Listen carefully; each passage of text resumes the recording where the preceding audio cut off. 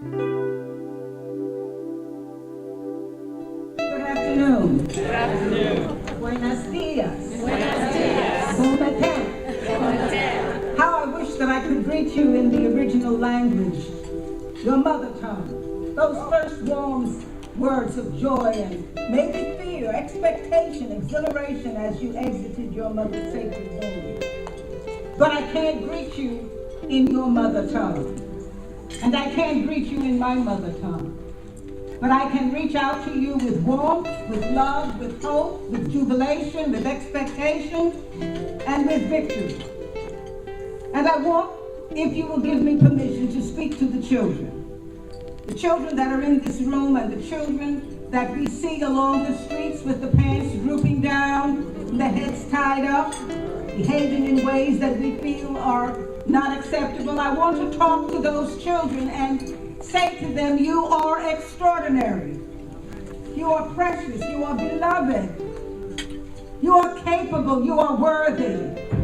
And you have been bought with a price and bought for a purpose.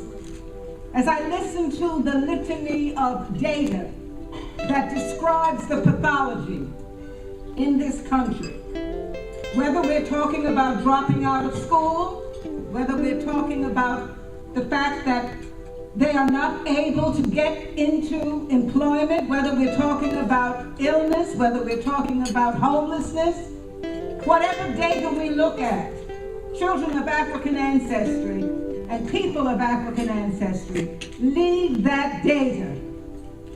However, if you describe a problem in racial terms, you must describe the solution in racial terms. And there is a reluctance to do that. And our children have been called disadvantaged, culturally deprived, at risk, endangered species. And now they're directed to close the achievement gap, to function on the level of the European child, making the children feel that the onus is on them for not achieving. In reality, there is no achievement gap. It is an access gap. An access to opportunities to see yourself on the map of human history. To understand that you came from the first people, first word, first science, first medicine, first God worship. I don't think that the children who are stumbling their way, trying to find something with which they can identify, if they knew the story of their greatness, if they knew of their capacity and their potential, if they reject being measured against anyone but their own potential, there would be a change in the behavior. The widespread hopelessness, the feeling of not having anything to look forward to, not being able to see where you can be and do, brings about the kind of depression, the kind of ennui, the kind of hopelessness that makes us use our bodies as though they were playthings. We don't know that the womb and the seed are sacred, that they have also been sacrificed to feed the chattel slave trade and today to feed special education, social services, all of the other pathologies that come out of your lack of identity. And Dr. King says if you take a child without a language and without a sense of self and his history, and you put him out there in a world where everybody else has his own tongue and his own history, can go home if they want to, can help rebuild the nations that they came from, what can you expect of the behavior of that child? And our children have shown us that because we have been silent too long, and we quote the data about what's happening in public education, but where is the agenda to cope with the issues of public education, which are still omissive, distortive, and marginalizing of children of African ancestry? If you start with the nursery rhymes of Little Bo Peep and Rose Red and Hansel and Gretel, who is it there that can look at those stories and find a sense of his character and his destiny? When you read Chaucer and Beowulf, when you leave out the fact that New York was a major slave city, do you think that people didn't know that until the African burial ground was discovered? There's a lot of hidden history and it's hidden to rob you of your imagination about your giftedness, your speciality, the fact that you are precious and worthy and capable, and that the only measure of your future is your potential. I don't think Ben Carson's mother told him to go out there and operate on the brain of people the way the white surgeons do. I don't believe that was his calling. His calling was to live up to what he could do, or he would have never separated the twins at the head. So there is no measure of your greatness. Now let's look at the other side. All of these people who are so smart and so wonderful and no math and no dynamics and are the diplomats, who educated them? Do you think that they are successful? Do they understand the human dynamics? Do you understand that at Columbia University there's now drug trade, not just on the streets of Harlem? Let's look at what that means in terms of our total educational system, which hasn't really told the truth to anyone.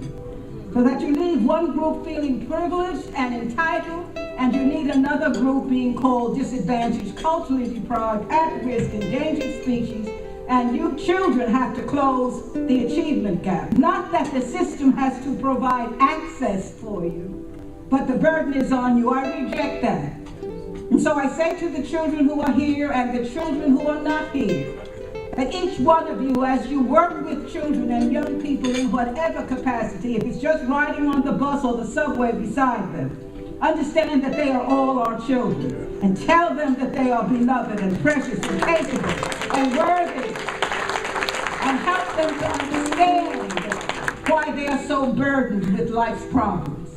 A 15-year-old who has been taught the dynamics of human sexuality and what it means to be a mother when there is no village is a different young person than the young person who feels that there is no future for me but just fun with whatever makes me feel good momentarily. The call is on us. It's on the elders, not just to cite the statistics, but to challenge them. And if the core of the problem is education, then we must develop a system that confronts the educational inequities and not just talk about it. Ask the children why are they leaving. They can tell you. How many of them never had a certified teacher, never had a bio lab, never had music, never had art, never had an opportunity to swim, never had an opportunity to sculpt, never had an opportunity to read about their life and their destiny and their greatness. Ask them what they think. And don't keep telling them to stay in school unless you're willing to help the school to embrace and accept and lift them up. I thank you for this opportunity. I don't feel worthy of it because, you see, everybody can't be successful while only the children fail.